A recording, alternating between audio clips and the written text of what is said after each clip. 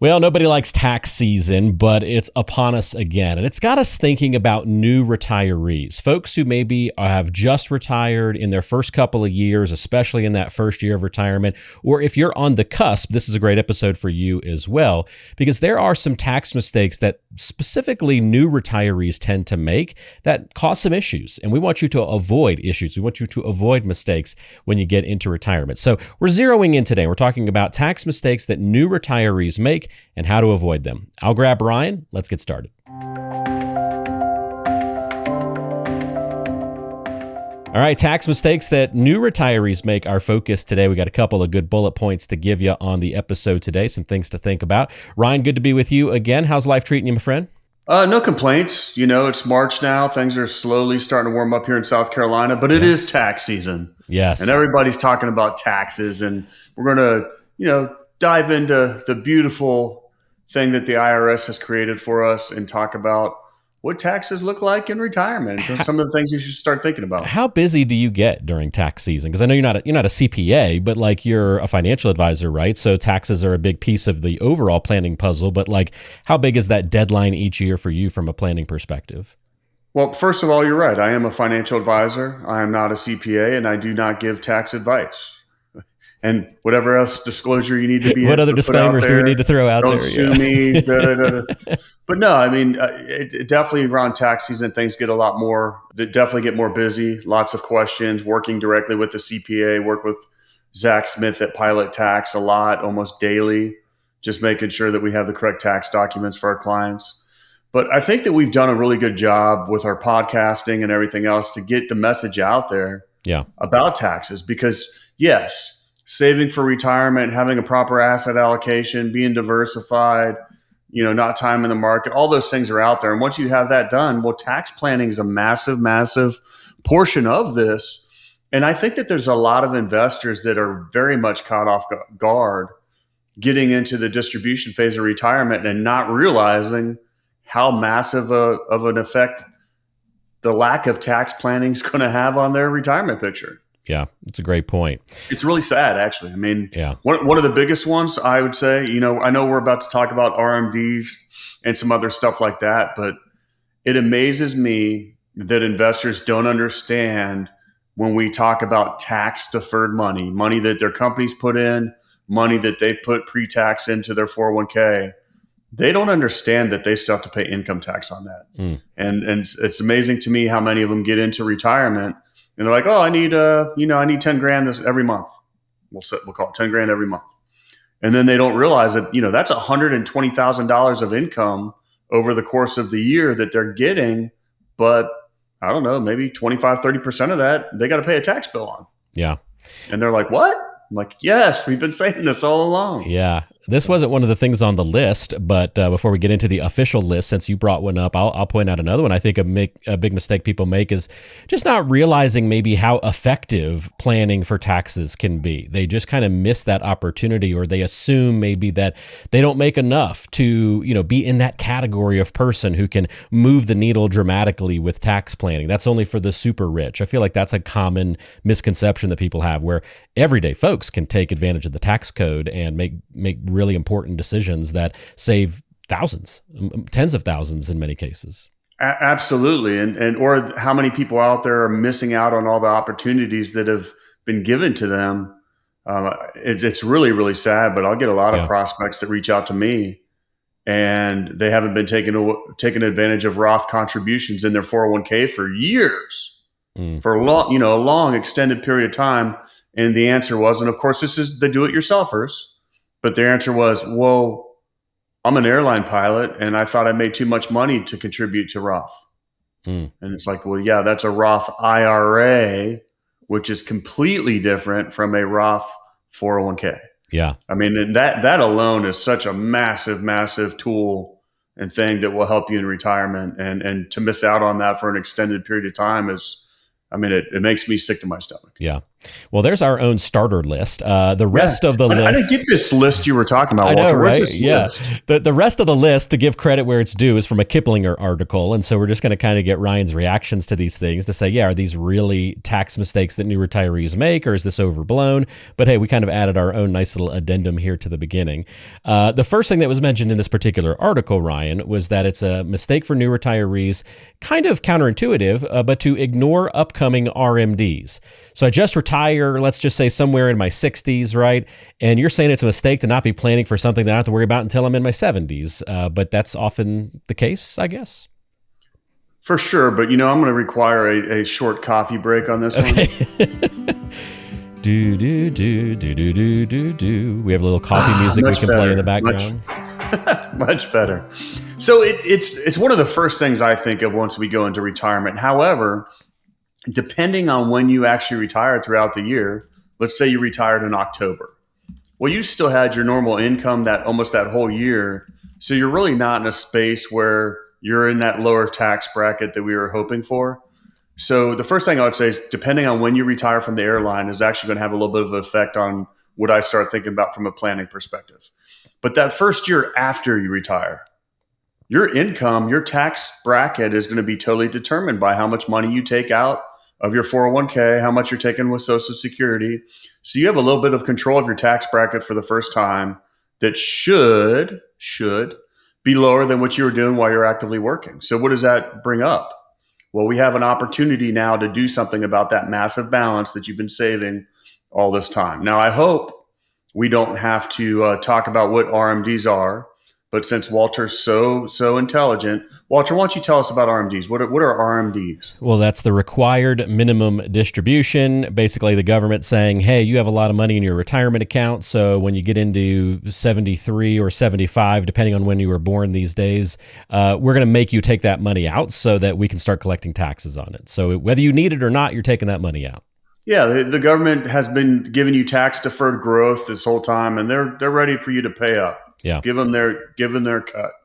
And so what we want to do from the time you retire, and we'll say 65 to 73, and I think it's 73 is the age if you were born between 51 and 59. If you were born after 1960, then it's 75. And keep in mind, those will probably change by the time you get there if you're a little bit younger, because they keep backing up a little bit. Yep. But you have a little bit of a window to take advantage of that and try to either take some of that tax-deferred money as income, to live off of, or move it somewhere.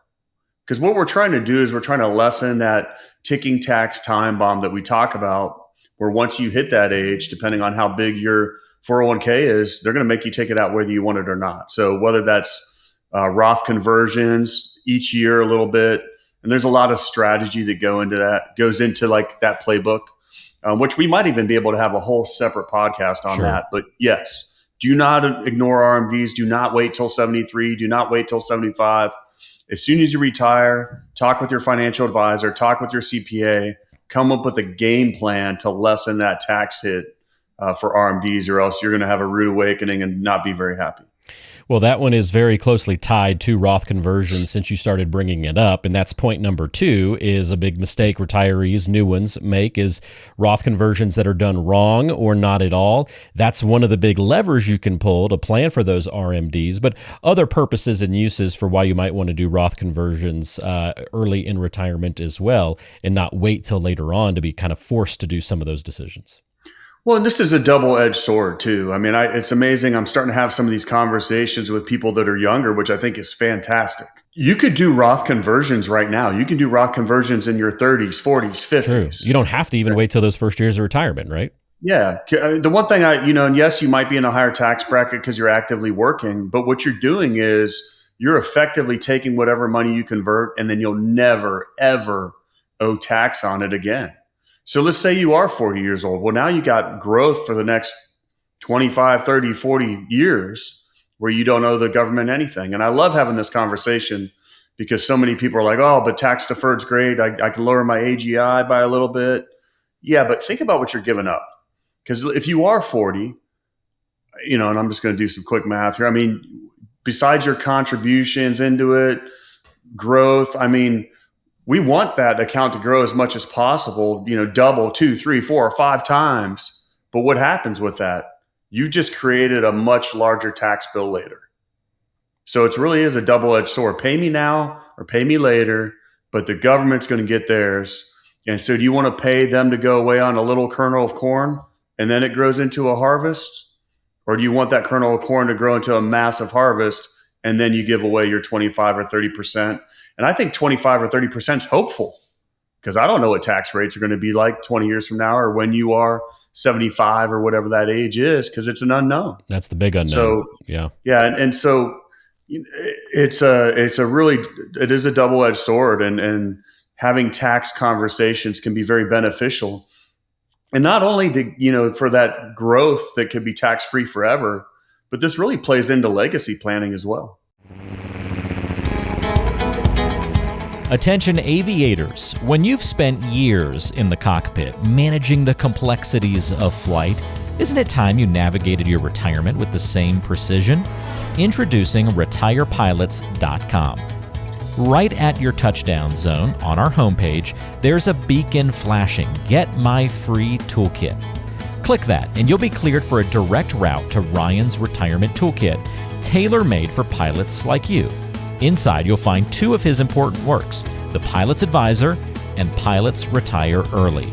Between these 2 books, you can decipher the 9 critical decisions when retiring before 65 and discover the 7 lessons to help pilots land safely in retirement. But that's not all. This toolkit is packed with altitude-high value, including extras to get your retirement plans off the runway and light the afterburners on your 401k. Vector on over to retirepilots.com to grab your toolkit, and let's embark on this journey together.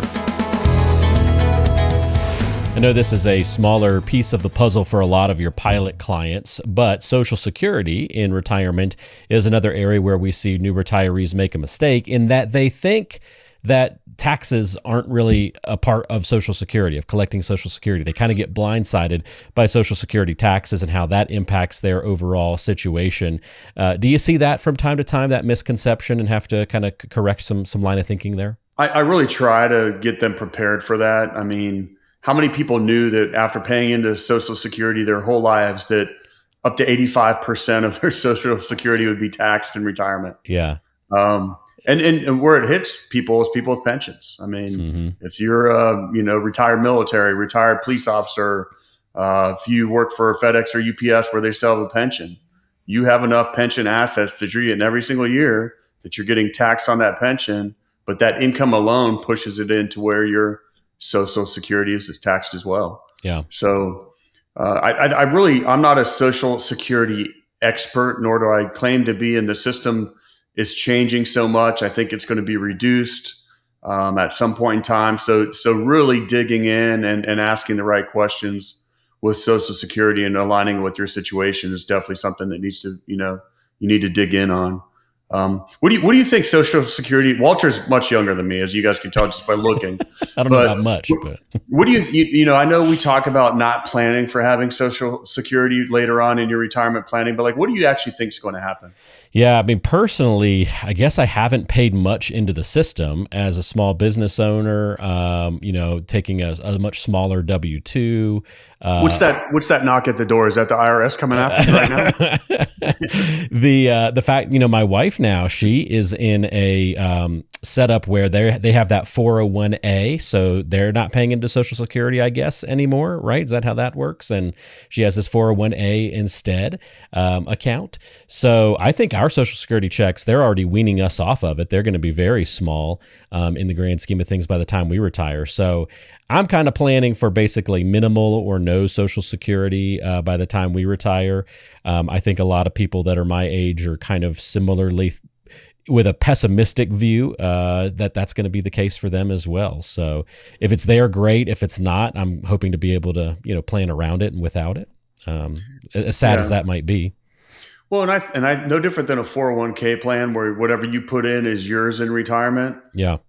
I know it's wishful thinking, but they have to get this system to where whatever you pay into Social Security is yours. You're at least getting that money back. Yeah. Right. I mean, even if it's not going to be a lifetime payout, at least give back what we put in. something like that. Something's got to happen Yeah. because I 100% think it's going to be reduced. It's not going to go away because so many people have paid into it. But you have 10,000 baby boomers that are retiring every single day, that are no longer paying into it, that are now drawing from it, and the math does not add up. And it's a sad state of affairs. We'll put it that way. It'll just keep getting minimized and minimized and minimized until it's, that's better than pulling off the Band-Aid, I guess, right? And having some generation have to take the brunt of it just being fully cut off.